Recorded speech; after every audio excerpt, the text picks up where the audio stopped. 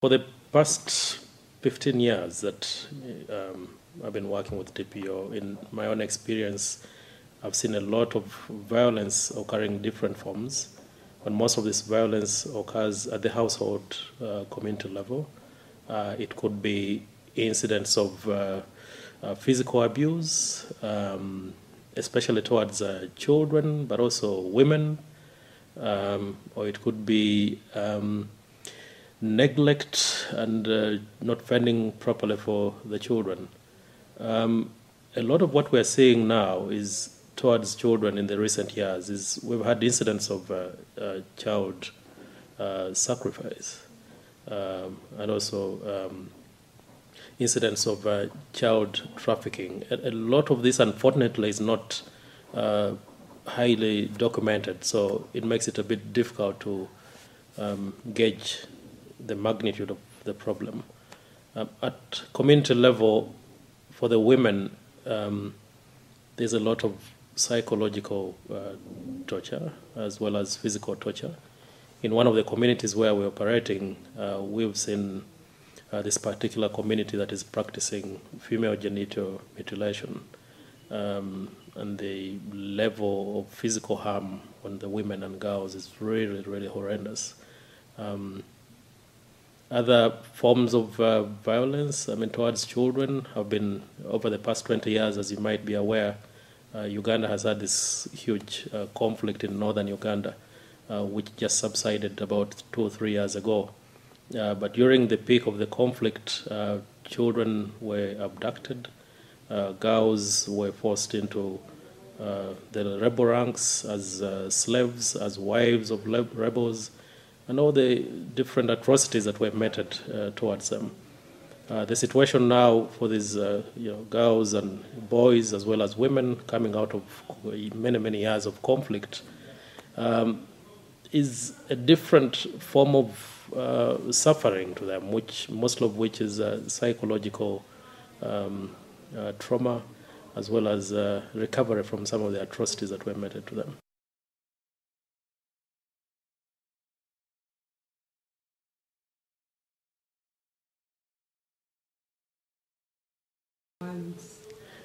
Looking at the regions in Uganda where a lot of the violence has occurred, and these are specifically the greater North Uganda, including some areas in Karamoja, the community support structures were in many ways debilitated.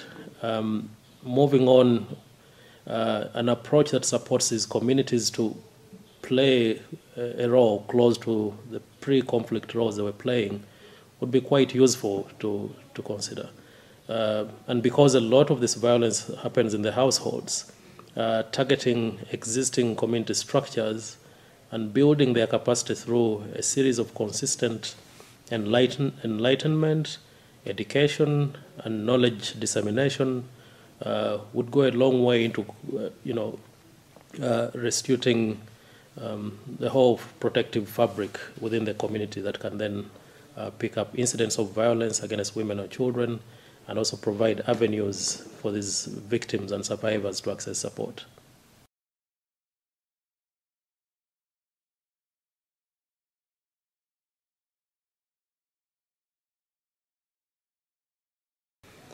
Well, in Uganda, presently, we're into what we in the humanitarian sector would refer to as in the transition. We're actually moving from the transition into recovery and long-term rehabilitation. In my organization, we have been around during the peak of the conflict over the past 15 years.